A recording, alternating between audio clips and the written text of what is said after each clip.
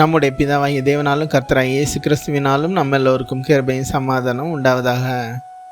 நம் கிறிஸ்துவின் மலை உபதேசம் என்ற தலைப்பில் அநேக திவ்ய உணர்வுகளை வர இருக்கும் நாட்களில் ஆராய இருக்கிறோம்.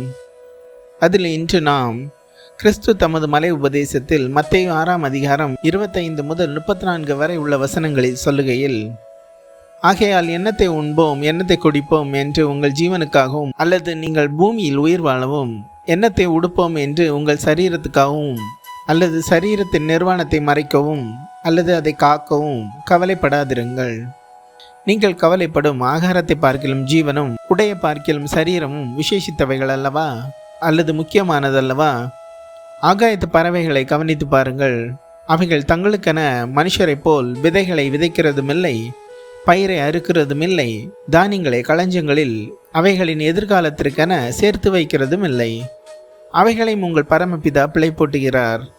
அவைகளை பார்க்கிலும் தேவ சாயலில் படைத்த மனுஷராகிய நீங்கள் விசேஷித்தவர்கள் அல்லவா?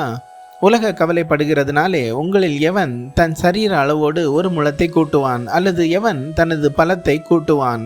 இன்னும் சொன்னால் ஆயுளை கூட்டுவான். வெளிப்புற உடைக்காகவும் நீங்கள் கவலைப்படுகிறது என்ன? காட்டு புஷ்பங்கள் எப்படி வளருகிறது என்று கவனித்து பாருங்கள். அவைகள் அதற்காக உழைக்கிறதும் இல்லை, தங்களுக்கென உடைகளை நூற்கிறதும் இல்லை. என்றாலும் சாலமன் முதலாய் தன் சர்வ மகிமையிலும் அவைகளில் ஒன்று போலாயிலும் தேவனால் நேர்த்தியாக உடுத்தியிருந்ததில்லை என்று உங்களுக்கு சொல்கிறேன். அற்ப விசுவாசிகளே, அல்லது சோதனையில் விழுபவர்களே, இன்றைக்கு பச்சையாக இருந்து நாளைக்கு அடுப்பில் போடப்படும் காட்டுப்புல்லுக்கு தேவன் இவ்விதமாய் உடுத்துவித்தால் உங்களுக்கு உடுத்துவிப்பது அதிக நிச்சயம் அல்லவா? ஆகையால் எண்ணத்தை உண்போம் எண்ணத்தை குடிப்போம் எண்ணத்தை உடுப்போம் என்று அழிந்து போகும் உலக வாழ்க்கைக்காக கவலைப்படாதிருங்கள். இவைகளையெல்லாம் தேவனை அறியாத அஞ்ஞானிகள் இவைகளை நாடி தேடுகிறார்கள், அல்லது வாழ்வின் நோக்கம் என்று இருக்கிறார்கள்.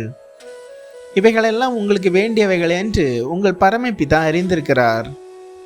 முதலாவது தேவனுடைய ராஜ்யத்தையும் அல்லது ஆவிக்குரிய ஜீவனையும் அவருடைய நீதியையும் அல்லது அவர் கொடுக்கும் நீதியின் வெண்வஸ்திரத்தையும் முதலாவது தேடுங்கள். மற்றபடி உலகத்தில் உள்ள இவைகளை அடைவதில் மனுஷ வாழ்வு பூர்ணமடைவதில்லை என்று சொல்லி, இவைகளெல்லாம் தேவனோடு சஞ்சரிக்கும் நீதிமானுக்கே உண்டாக்கப்பட்டபடியால் இவைகள் ஆவிக்கென உண்டாக்கப்பட்ட சரீரத்துக்கு கூட கொடுக்கப்படும். ஆகையால் இன்றைய தினத்தில் நாளைக்காக கவலைப்படாதிருங்கள். நாளைய தினம் தன்னுடையவைகளுக்காக கவலைப்படும். அந்தந்த நாளுக்கு அதனதன் பாடு மனுஷனுக்கு போதும். அல்லது ஆவிக்குரியவர்களாக ஒவ்வொரு நாளும் ஆவிக்கென்று வாழுங்கள், அப்பொழுது மெய்யான தேவையை அறிந்தவர்களாய் பூர்ணமாக இருப்பீர்கள் என்று சொல்கிறார். கிறிஸ்துவின் கிருபை உங்கள் ஆவியுடன் கூட இருப்பதாக. ஆமேன்.